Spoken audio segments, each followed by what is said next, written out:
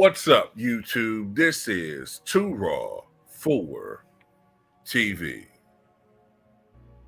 All right, so before I get into this video, shout out to the brother Brendan Olson for the $10 donation via the Cash App. Leaves a note saying, telling real NBA news as it is, keeping it 100. Salute to you, brother, for showing love once again. Shout out to the brother Brendan Olson. Salute to you. So, I was right. I said that I thought this Super Bowl would draw somewhere between 125 to 130 million people. And I was pretty much right on the money. According to preliminary estimates, Super Bowl 59 between the Kansas City Chiefs and the Philadelphia Eagles drew a record 126 million U.S. viewers. Experts are projecting a Super Bowl record average audience of 126 million U.S. viewers across television and streaming platforms for Philadelphia's 40-22 victory over the Kansas City Chiefs on Sunday night. The game was televised by Fox and Fox Deportes and Telemundo and streamed on Tubi as well as the NFL's digital platforms. Fox's projections on Monday included Nielsen's early numbers and streaming data from Tubi and the NFL. Updated and more complete numbers were expected later today.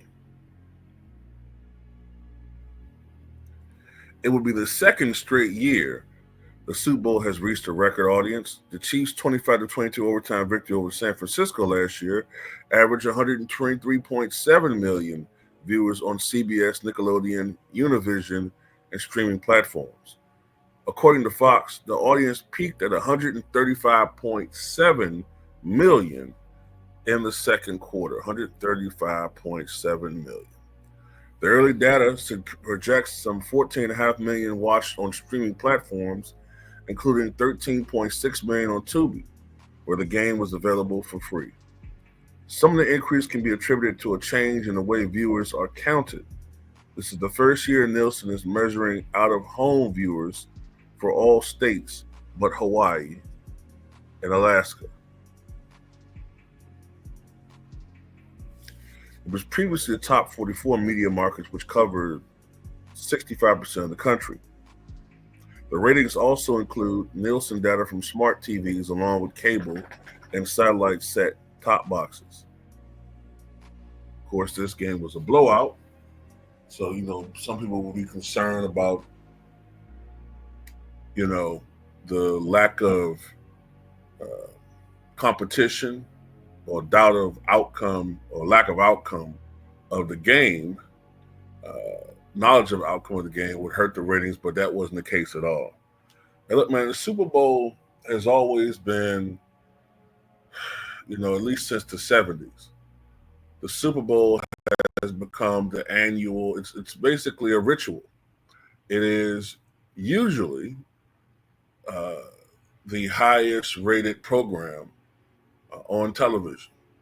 Very seldom have there ever been any other broadcast that rivals or outpaces it. There have been exceptions. Certain episodes of Roots, for example, blockbuster documentary and series that premiered back in the 70s. That had episodes that I think reached 90 to 100 million viewers. There was a television movie that came out in, I think, 83, I think it was, The Day After Tomorrow, about what the consequences of nuclear holocaust. That movie, I think, registered like 100 million viewers. The last episode of MASH. Incidentally, that last season of MASH, it was never the number one rated show. But the last episode was marketed so brilliantly, and it was just such a perfect storm that on February 28th, 1983, which was just a few weeks after that Super Bowl, by the way. Some 106 million people watched that episode. I think it peaked at 121 million. And for a long time, that was the most watched program on television, and it still is the most watched non-Super Bowl program to ever air on television. So, but with very few exceptions, nothing can touch the Super Bowl. Not a actual scheduled program. I think one of Ali's fights, I think, got 90 million viewers. I think it might have been,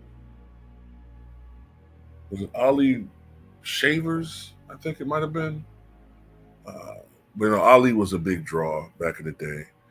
But the Super Bowl is the king, and is it a good thing? Is it a bad thing? I mean, look, man, with all of the bullshit we got to go through in our daily lives, the stressors, if people want to unwind and watch a bunch of overgrown athletes pummel each other for ultimate victory, one of the better things you look forward to when it comes to Super Bowl are the commercials. The commercials.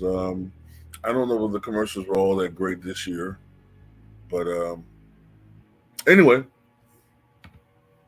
just wanted to share that with you all. So I'm gonna tell you something before I end this video. There's a lot of people that are very ecstatic that Patrick Mahomes and the Chiefs were thwarted in their effort for a three-peat. But I saw something that Jesse Gladsack had said on X that's real true, man. The Eagles are such a dominant team that you could easily see by, say, the 2026 season, fans starting to hate them because they're so great and they're so stacked as far as a win right now scenario for the next couple of years. They could easily be going for a three-peat. And then you'll wonder where people are going to start hating on Jalen Hurts. And there's going to be people all of a sudden saying Jalen Hurts is one of the great quarterbacks of all time. And, Saquon Barkley wins 3 Super Bowls in a row. Oh, is he the greatest running back of all time? I can just see it. I can see that scenario coming. Absolutely. So shout out to you, Jesse, man. You was right on the money, I think, with that one. Anyway, that's all I got to say about it. Tell me what you guys think.